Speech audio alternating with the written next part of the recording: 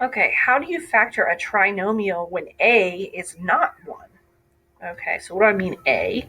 Well, hopefully you remember ax squared plus bx plus c. This is standard form. So the a value here is, a value is 6, the b value is -5, and the c value is -4. What we're going to do is we're going to make an x box, and in the top we're going to do a times c. So 6 times -4 gives us -24. And then the b term is -5. Now I'm looking for two numbers that multiply to -24, but they add up to -5. So I'm going to come over here to help me out in Desmos and just make things a little easier. Y is equal to -24 divided by x. Okay, and now I'm creating a table. And now this is going to show me numbers that multiply together to get to a -24. So I'm looking here and I'm going down my list. Remember, they have to add up.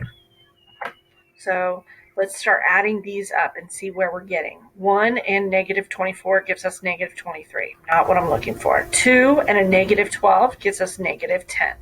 Not what I'm looking for. 3 and a -8, that gives us a -5. Oh, ding, ding, ding, right? 4 and -6, that gives us -2. No, we want this set because they add up to -5, but they multiply to -24.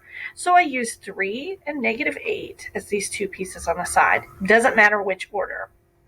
Now, this is not 1, so I can't go straight to my binomials. I've got to take the first term and take the last term. 6. I kind of hate using these other variables, but it's what they gave me, so I guess I'll do that. And then I put these two on the inside. Doesn't matter what order. So you could switch the order if you wanted to. +3y and a -8y. Then I do factor by grouping.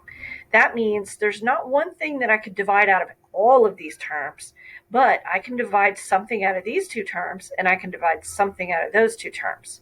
So let's see what happens. Out of these two terms, I can take out a 3 and a y. So now I'm going to have 3y parentheses. When I divide this out, I get 2y. When I divide it, oh, that's just going to be +1. Okay. Now, what can I divide out of these two? Remember, I want to get a twin. I want to get this in parentheses over here. So what could I divide out? Well, since this term is negative, I'm going to divide out a negative. This guy has a y, but this one doesn't, so that's all I can take out of it. So -4 parentheses. When I divide those two, I get a +2y. When I divide these two, I get a +1. Oh, look at that. I got the twins. So 3y minus 4. I take these leftovers and put them together, and then 2y plus 1, and that's my final answer.